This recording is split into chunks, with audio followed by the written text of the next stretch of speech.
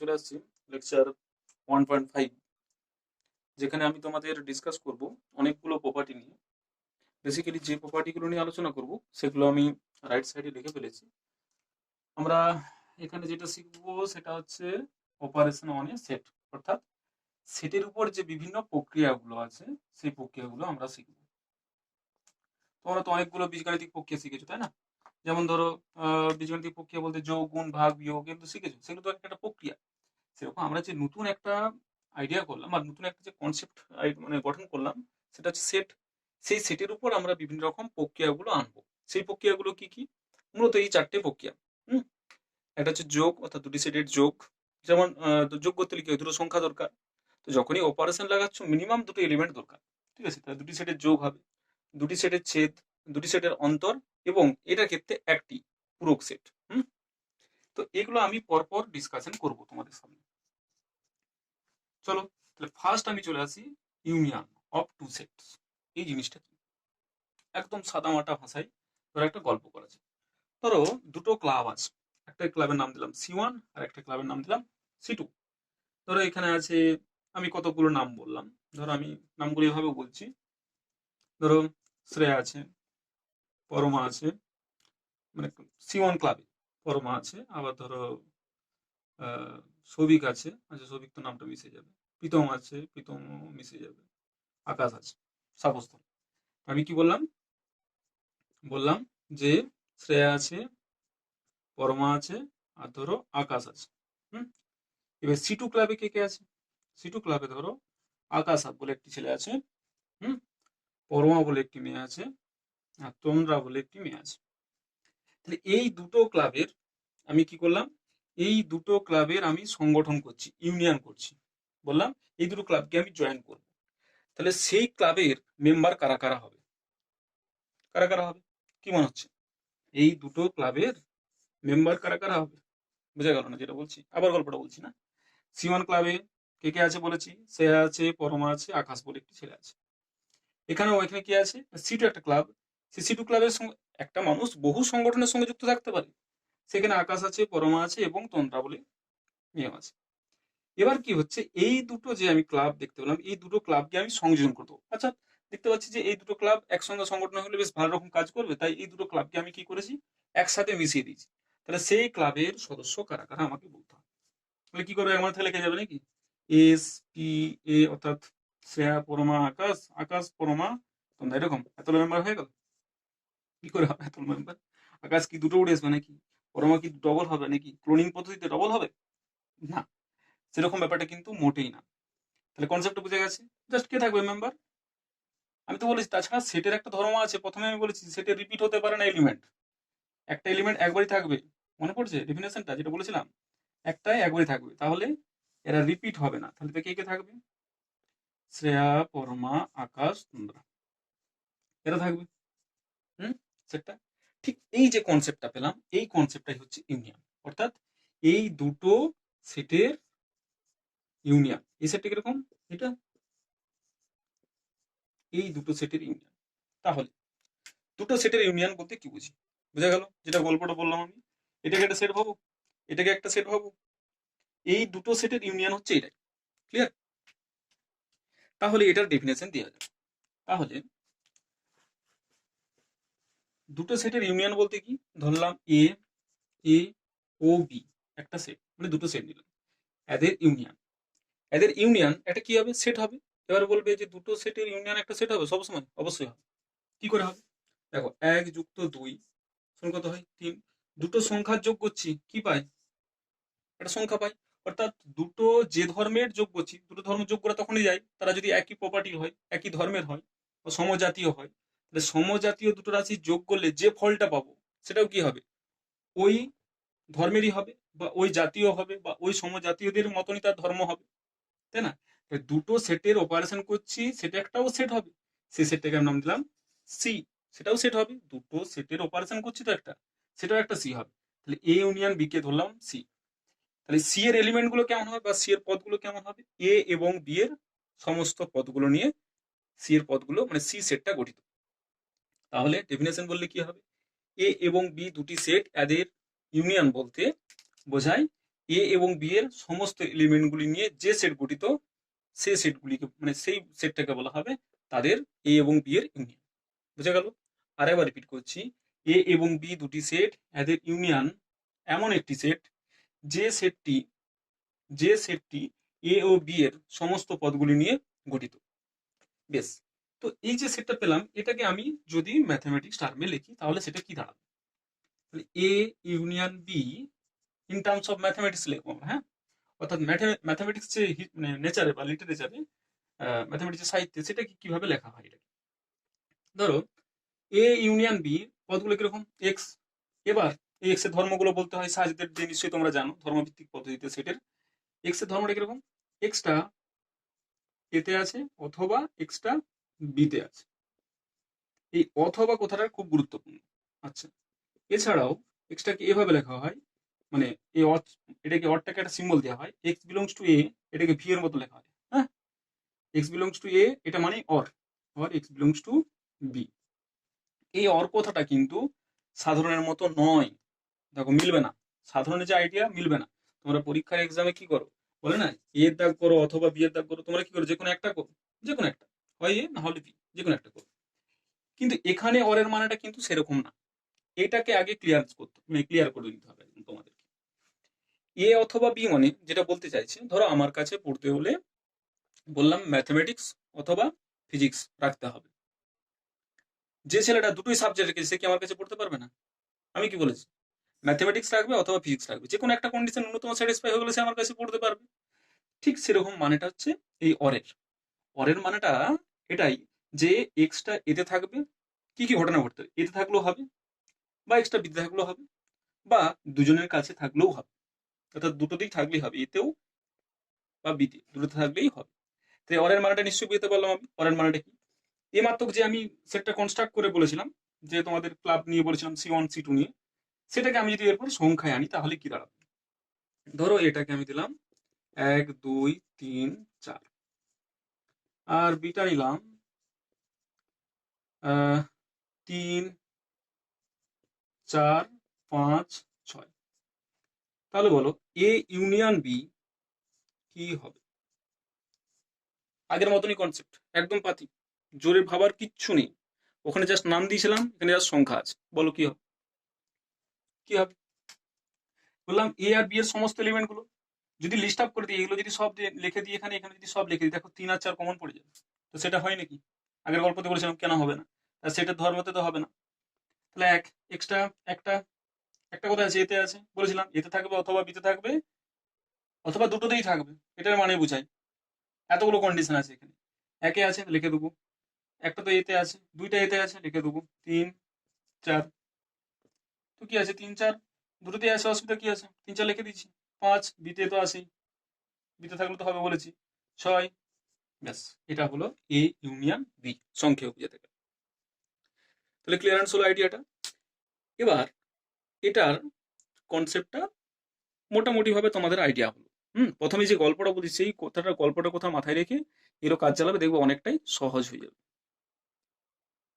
এবার ধরে চলে আসি নেক্সট টপিক। তাহলে আমরা যোগ শিখে ফেললাম, এবারে দুটো সেটের ছেদ শিখবো, যেটাকে ইংলিশে বলা হয় ইন্টারসেকশন।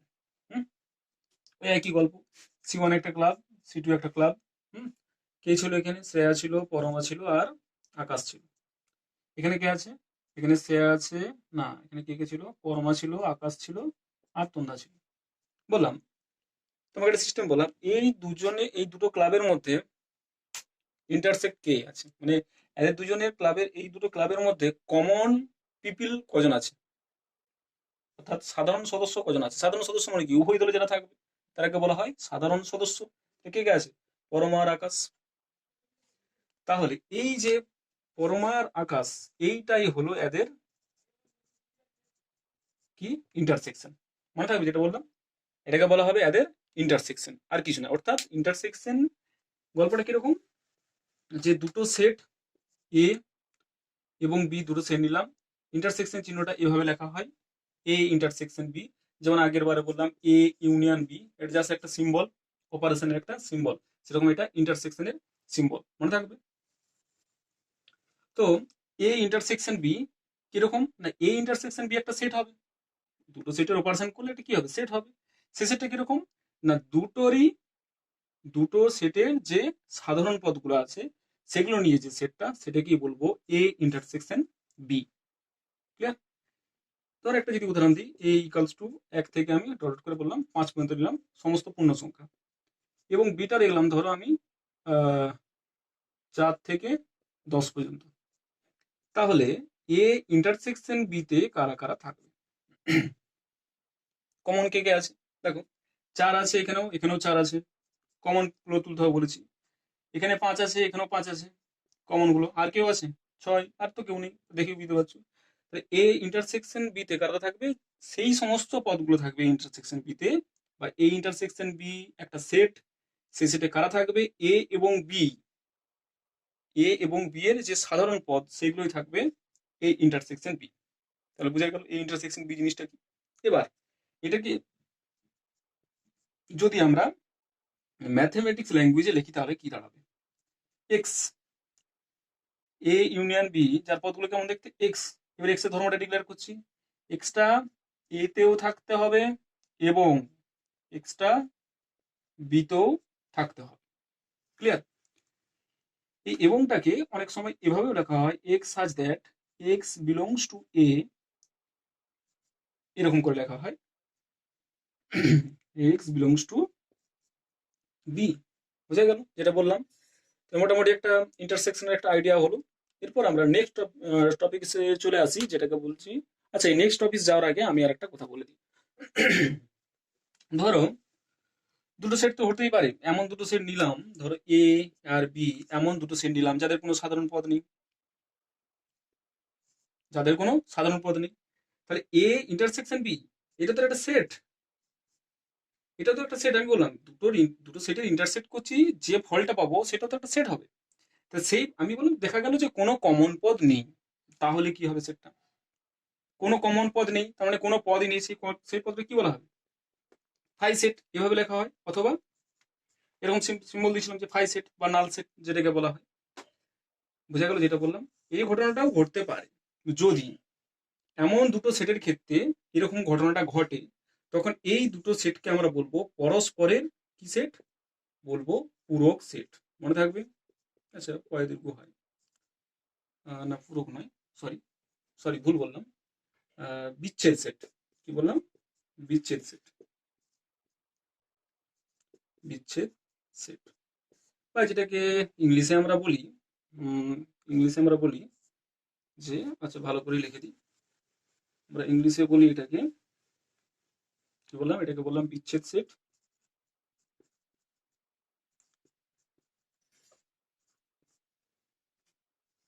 বা ডিসজয়েন্ট সেট। মনে থাকবে? Disjoint set. এ ও বি কে পরস্পরের ডিসজয়েন্ট সেট বলা হবে যদি A intersection B equals to phi হয়। মনে থাকবে ডেফিনেশনটা কি বললাম? বিচ্ছেদ সেটের ডেফিনেশন বলে ফেললাম কিন্তু এখানে। কি বললাম? এ ও বি কে পরস্পরের বিচ্ছেদ সেট বলা হবে যদি A intersection B equals to phi, অর্থাৎ দুটো সেটের মধ্যে যদি কোনো কমন পদ না থাকে, তাহলে সেই দুটো সেটকে কি বলা হবে? পরস্পরের বিচ্ছেদ সেট বা ডিসজয়েন্ট সেট। বেশ, এবার চলে আসো নেক্সট আমাদের 3 নম্বর টপিকসে, দুটি সেটের অন্তর। আমরা এই টপিকটা নিয়ে আলোচনা করব। বা দুটি সেটের অন্তর, বা এটাকে বলা হয় ডিফারেন্স। আমি সংক্ষেপে লিখলাম, ডিআইএফ সংক্ষেপে লিখলাম ডিফারেন্স। দুটো সেটের ডিফারেন্স কি ভালো করে বুঝবে। এ আর একটা বি, দুটো সেট নিলাম। এ থেকে বি সেট বিয়োগ করা মানে কি? এ থেকে বি সেট বিয়োগ করা মানে কি? হুম, এই গল্পটা একটু ওই ক্লাব দিয়ে গল্পটা বলি। সি1 একটা ক্লাব, সি2 একটা ক্লাব। এই সি1 ক্লাবে কে ছিল? শ্রেয়া ছিল, পরমা ছিল, আকাশ ছিল। এখানে কে ছিল? পরমা, আকাশ আর তন্দ্রা। তো আমি বললাম, তো এখান এই ক্লাবে ধরো যে সভাপতি সে হচ্ছে শ্রেয়া। সে এসে বলল, আমি বি সেটের মেম্বার গুলো আমার ক্লাব থেকে বাদ দিয়ে দেবো, সি2 ক্লাবের মেম্বার গুলোকে আমার ক্লাব থেকে বাদ দিয়ে দেবো। ভালো করে বুঝছি গল্পটা, আবার বলছি, গল্পটা নিট অ্যান্ড ক্লিন বোঝার চেষ্টা করবে। সি1 ক্লাব থেকে আমাদের যে সভাপতি শ্রেয়া, শ্রেয়া বলে একটি মেয়ে, সে কি করছে, সে বলছে যে আমার ক্লাব থেকে মানে C1 ক্লাব থেকে, আমার ক্লাব থেকে মানে কি বললাম, C1 ক্লাব থেকে আমি C2 ক্লাবের মেম্বারদেরকে বাদ দিয়ে দেবো। C2 ক্লাবের মেম্বারদেরকে বাদ দিয়ে দেবো। C2 ক্লাবের মেম্বার কে কে আছে? পরমা আছে, আকাশ আছে, তাহলে এরা বাদ পড়ে যাবে। তার মানে সভাপতি সিদ্ধান্ত নিল যে C1 তার ক্লাব C1 থেকে C2 ক্লাবের মেম্বারগুলোকে বাদ দিয়ে ফেলবে। তাহলে কে থাকবে? শুধুমাত্র এখানে সভাপতি এই ক্লাবে থাকবে, এস। ঠিক এই কনসেপ্টটাই এটা। কি বলতে চাইছে? তাহলে C1 - C2 যদি সেটের কথা ভাবি C1 - C2 কিরকম সেট? না, এটা একটা সেট। সেই সেটের মেম্বারগুলো কিরকম? সেই সমস্ত মেম্বার যারা C1 আছে, যারা C1 আছে কিন্তু C2 তে থাকা চলবে না। হুম, আচ্ছা, পরমাকে এখানে লেখা চলবে কি? সেই সমস্ত P1 তো অবশ্যই C1 এর মেম্বার, পি যে মেম্বারটা সে তো অবশ্যই C1 এর একটা মেম্বার, কিন্তু সে তো C2 এর মেম্বার, তাই তো তাকে রাখা যাচ্ছে না এখানে। বুঝে গেল? তাহলে গল্পটা দেখলে কি হবে ইন টার্মস অফ ম্যাথমেটিক্স, যে সেই সমস্ত মেম্বার এক্স যারা এক্স গুলো এতে আছে, বাট কিন্তু কিন্তু এক্সটা কোথায় থাকা চলবে না? বি তে থাকা চলবে না। X does not belongs to B. বুঝে গেল? গল্পটা ভালো করে বুঝো। আর একবার বলছি, খুব কনসেপ্টটা খুব সুন্দর। কি বললাম? C1 - C2, C1 এটা ফার্স্ট, C1 - C2। আমি C1 ক্লাব থেকে আমি কি বলেছি? C2 মেম্বারদেরকে বাদ দিয়ে দেবো। C1 মেম্বার থেকে C1 এ যারা যারা মেম্বার আছে সেই মেম্বারদেরকে আমি কি করবো না, C2 তে যারা মেম্বার তাদেরকে বাদ দিয়ে দেবো। তার মানে এই C1 যারা মেম্বার তারাকে এখানে তুলবো, যদি তারা C2 তে থাকে তাহলে তারাকে নেব না, তারাকে বাদ দিতে ফেলবো, সেটাই বলা হয়েছে এখানে। A - B মানে কি? A - B হলো সেই সমস্ত member x belongs to A কিন্তু x does not belongs two B। তো আমি এটাকে নাম দিই ফার্স্ট কন্ডিশন, এটাকে নাম দিই সেকেন্ড কন্ডিশন। মনে রাখবে এখানে ফার্স্ট সেকেন্ড, এটা ফার্স্ট এটা সেকেন্ড, এখানে ফার্স্ট এটা সেকেন্ড। ঠিক আছে? এবার যদি বলো যেটা প্রথমে থাকবে সেটা কিন্তু প্রথম লিখতে হবে এখানে, ভালো করে বুঝবে। নয়তো সব উল্টো পাল্টা হয়ে যায়। বাস্তবিক উদাহরণ নাও, সেটা একদম রিয়েলিস্টিক। ধরো B - A, এটা কিভাবে লেখা যাবে? সেই সমস্ত মেম্বার এক্স যারা বিতে আছে কিন্তু যারা এতে নেই। বুঝতে পারলাম যেটা বলতে চাইছি? হুম, একটা উদাহরণ নিয়ে একটা সেট নিলাম 1 থেকে ধরো 10 পর্যন্ত, ওকে। আর বি একটা সেট নিলাম ধরো 5 থেকে 10 পর্যন্ত। তাহলে A - B করলাম। হুম, তাহলে কে কে থাকবে? কি বলেছি? সেই সমস্ত এর মেম্বার যারা বিতে থাকবে না। তাহলে কি আছে? দেখো 1 থেকে 5 4 পর্যন্ত, 1 2 3 4, এটা এর মেম্বার। এই মেম্বারগুলো কিন্তু বিতে নেই। দেখো বিতে নেই, তাহলে এগুলো কি নেই? তারপর 5 5 যদি তুলি এ সেট থেকে, 5 তো বিতে আছে। আমি কি বলেছি? থাকা চলবে না। প্রথম সেটটা কে? এ। তারপর সেটটা কে? বি। তাহলে A - B সেরকমই একটা সেট। কিরকম সেট? যার পদগুলো এতে থাকবে কিন্তু বিতে থাকবে না, এতে থাকবে কিন্তু বিতে থাকবে না। আর দেখার দরকার নেই, বি এর নিয়ে ঝামেলা করার কোনো দরকার নেই। যে স্যার, যে বাকি বি এর এলিমেন্ট গুলো কি হবে সেগুলো নিয়ে ভাবার দরকার নেই। ফার্স্ট এক্স এখানে এ থাকবে, তাকে নিয়ে আমরা পড়বো। সেই সমস্ত এর মেম্বার সেই সমস্ত এর মেম্বার যে মেম্বার গুলো বিতে থাকবে না, এভাবে নিয়ে যে সেটটা করতে হবে সেটাকে আমরা বলবো A - B। তাহলে যদি 5 তুলি এখান থেকে, 5টা দেখো এতে আছে কিন্তু তো বিতেও তো আছে, কিন্তু কি বলছি? বিতে থাকা চলবে না, তাহলে 5টা রিজেক্ট হয়ে গেল। একই রকম ভাবে 6 7 8 9 10 এগুলো রিজেক্ট হয়ে গেল। তাহলে A - B কি দাঁড়ালো? এটা দাঁড়ালো। এবার চলে আসো B - A।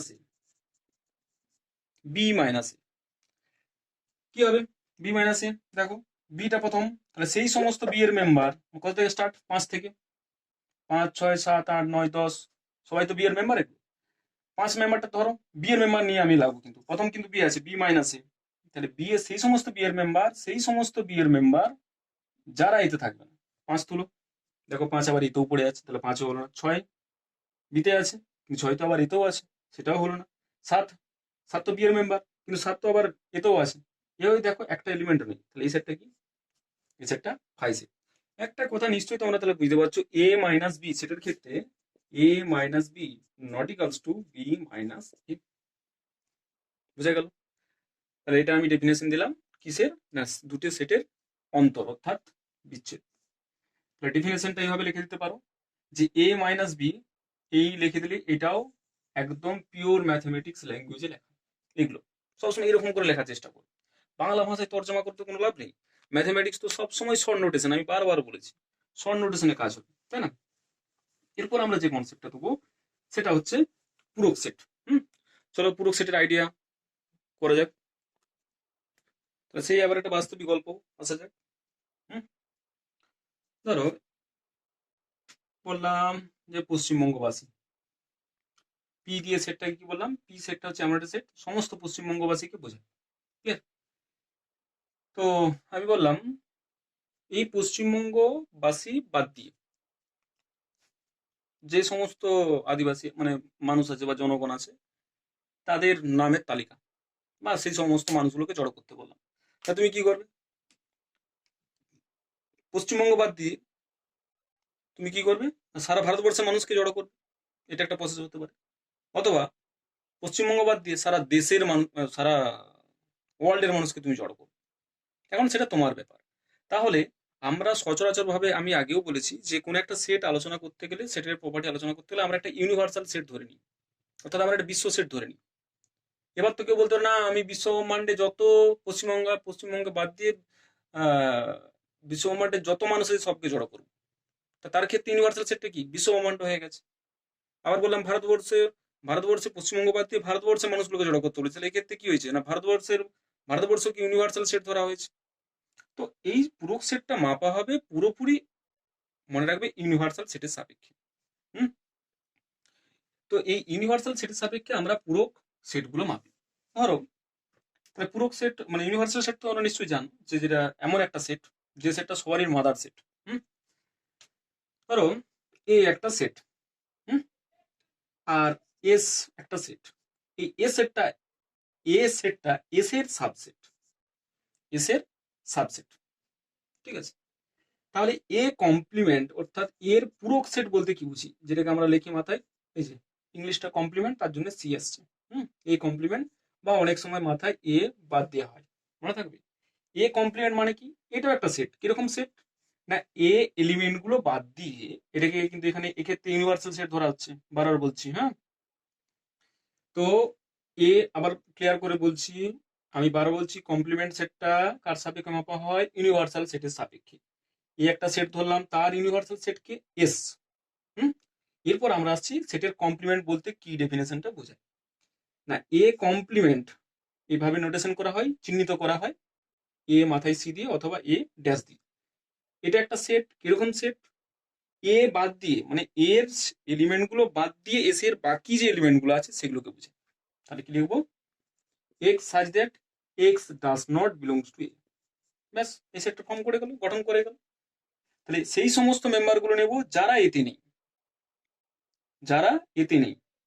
এর এলিমেন্ট গুলো বাদ দিয়ে ইউনিভার্সাল সেটের যত মেম্বার আছে সেগুলোকে নিয়ে যে সেটটা, সেটাকে আমরা বলবো কি এ কমপ্লিমেন্ট বা এর পূরক সেট। একটা উদাহরণ দিই, এর সেটটা নিলাম আমি 1 2 থেকে একদম ধরো 20 পর্যন্ত। হুম আর এ সেটটা নিলাম 1 থেকে 10 পর্যন্ত। নিশ্চয়ই বুঝতে পারছো এক্ষেত্রে এটা ইউনিভার্সাল সেট, কারণ এই সেটটা এর সাবসেট, তাহলে স্পষ্টতই এ সাবসেট এস। ক্লিয়ার? এই ক্ষেত্রে আমরা এটাকে ইউনিভার্সাল সেট ধরছি। তোমাদেরকে বলে দিবে যখন প্রবলেমস থাকবে, সেটা বলে দিবে যে ইউনিভার্সাল সেট কোনটা। বেশ, তাহলে বারবার মাথার মধ্যে রাখবে পূরক সেট জানতে গেলে কি জানতে হবে, ইউনিভার্সাল সেট, নাহলে তুমি পূরক সেট বের করতে পারবে না। নাহলে সেটা কেমন একটা বলা যাচ্ছে না, পুরো ব্যাপারটা আনডিফাইন হয়ে যাচ্ছে। তাহলে এ সেটটা অবশ্যই এস এর সাবসেট, এর কমপ্লিমেন্ট আমরা বের করবো। আমাদের কাজ কি, এ কমপ্লিমেন্ট বের করানো। কিভাবে বের করবো দেখো, কি বলেছি, এ কমপ্লিমেন্ট মানে সেই সমস্ত এলিমেন্ট যারা এতে থাকবে না, অর্থাৎ এর এলিমেন্ট বাদ দিয়ে এস এর সমস্ত এলিমেন্ট গুলো। এর এলিমেন্ট 1 থেকে 10 পর্যন্ত আছে, তাহলে সেগুলোকে বাদ দিতে হবে। বাকি এলিমেন্ট গুলো তাহলে কি আছে, 11 12 থেকে একদম 20 পর্যন্ত। এটাই হলো এ কমপ্লিমেন্ট।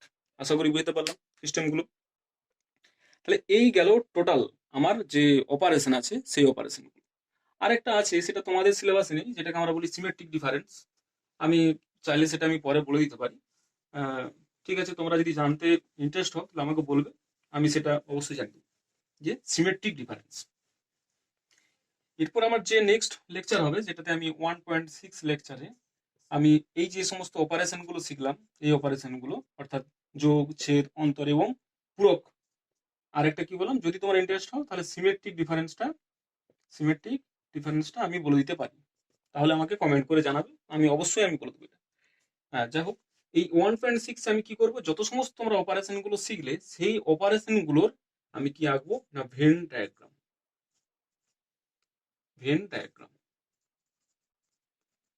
এই চিত্রগুলো আমি আঁকবো। হুম, চলো তাহলে আজকে এইখানে শেষ করলাম।